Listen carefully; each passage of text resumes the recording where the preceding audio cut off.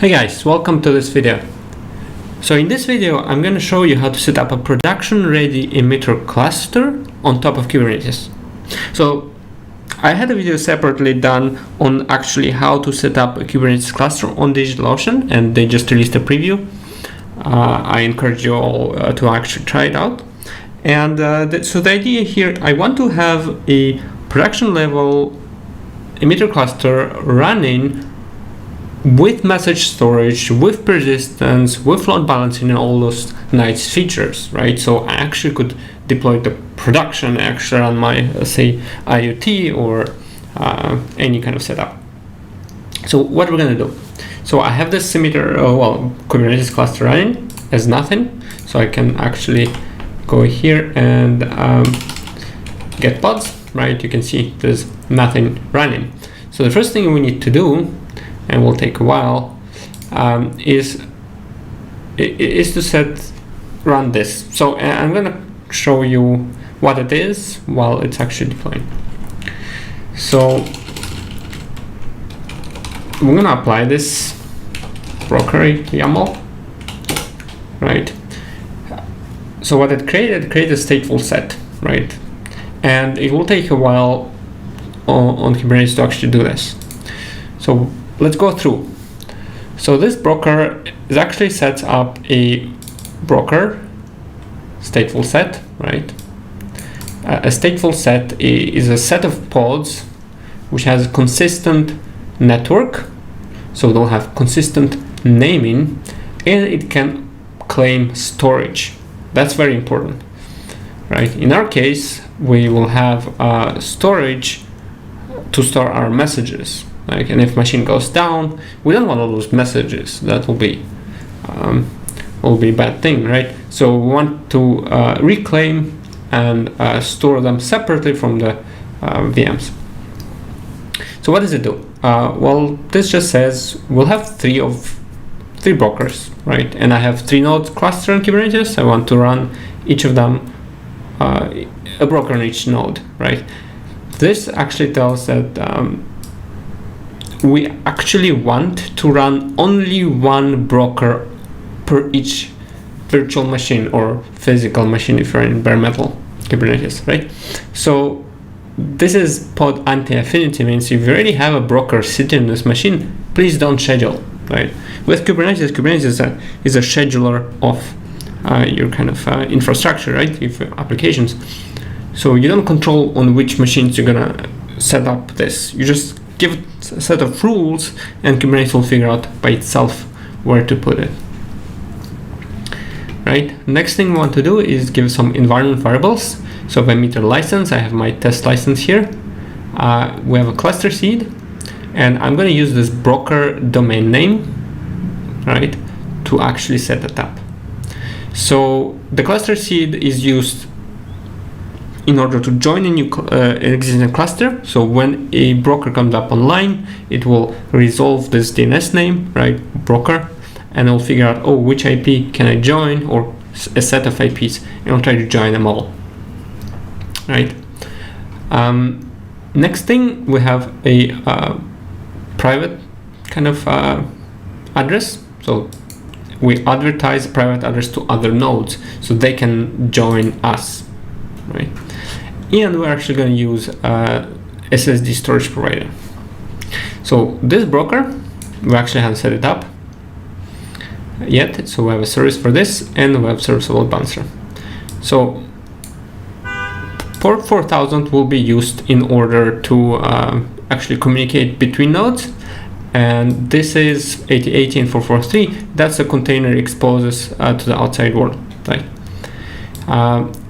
Again, we have a message storage, so we need some data. So we're going to mount a broker volume with a data.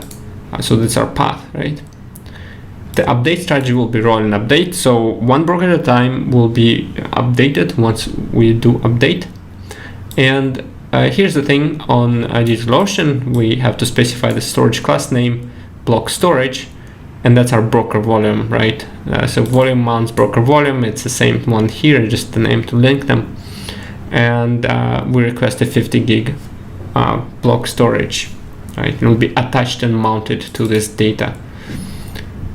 All right. So now, where does this come from? Where does this emitter cluster sit? Well, we'll need to create this. We haven't done it yet. So we can apply this service, and I'm going to do this now.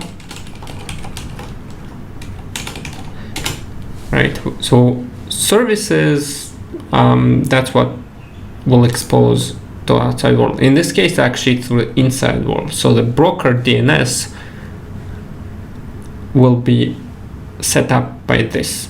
It's a kind of cluster IP headless. We'll just give us DNS name, and our port's actually not useful in this case. Right. So now this will be for internal communication, so brokers can talk to other brokers. Now we will also need to talk to our cluster, otherwise there's no point. So the easiest way of doing so is setting up a load balancer, right? And I'm going to apply this. So this one will create a load balancer on DigitalOcean. I just applied it. It will load balance our brokers, and it exposes port 18443. So the port on the load balancer, which I can talk to from outside world, and the target port on the container, which is 8080. Similarly, 443 and 443, right? So now this will create a load balancer appliance. This will do not much, just create a DNS name entry, and this will actually create the broker sets and the volume claims. So now that we have all three applied, right, you can see pretty much just 3 command lines. Right, so we have our broker running, so we have 3 pods. We have our statefulSet. We have our volume, 3 volumes of 50 gig each, bound.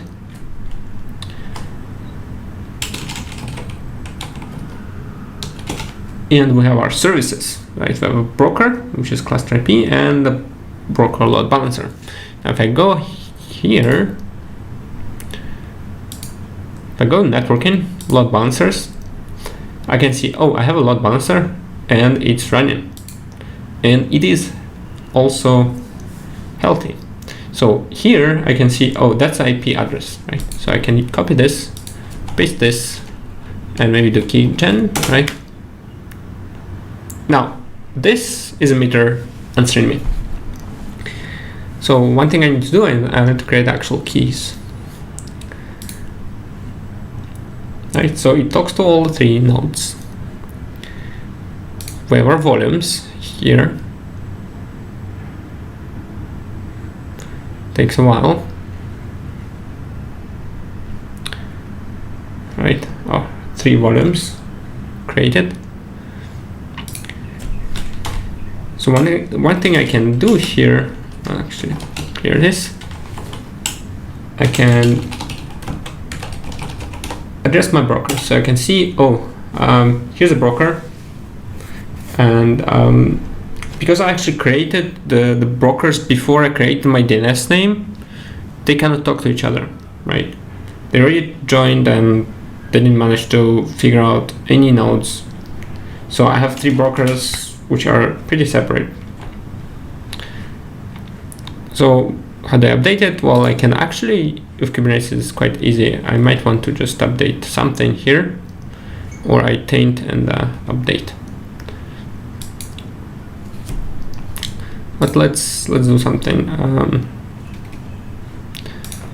Let's update it.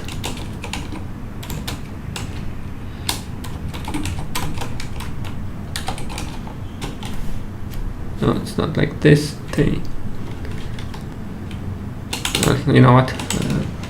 Let's actually delete.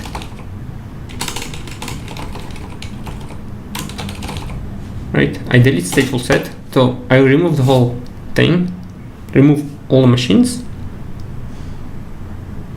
So something is actually going to happen now.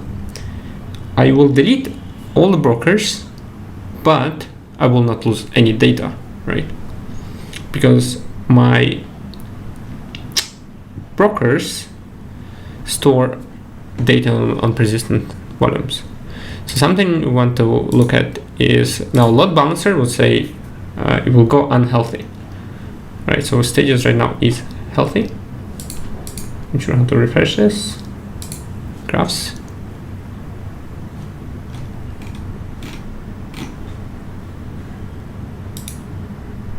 Right, so this may take a while to actually figure out that there's no more nodes. Right, if I go here now, it should not work. Right, no machines.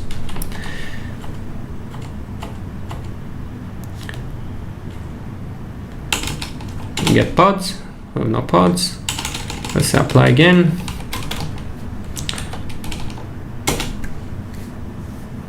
All right.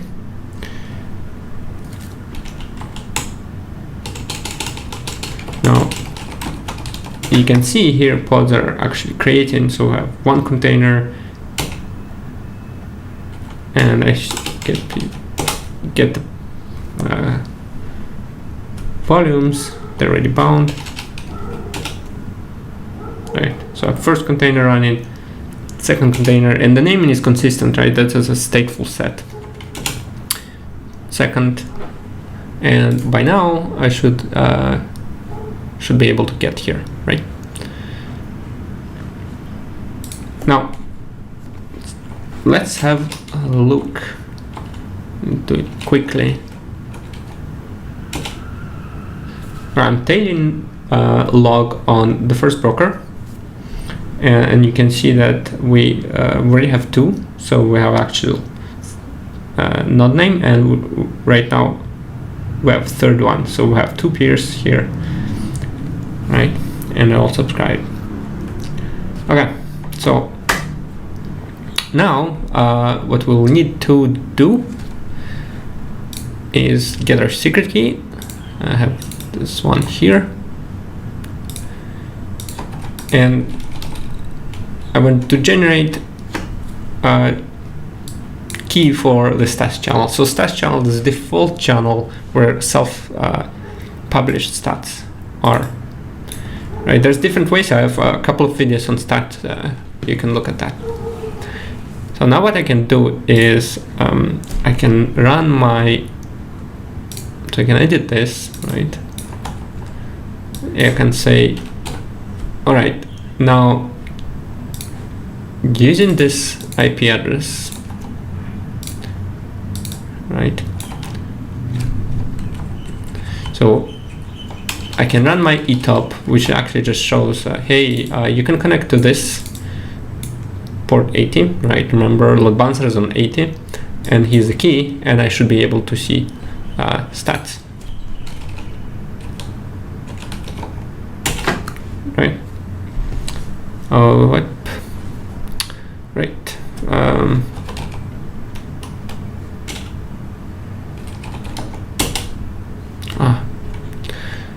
Right. So to do that, I need to command prompt.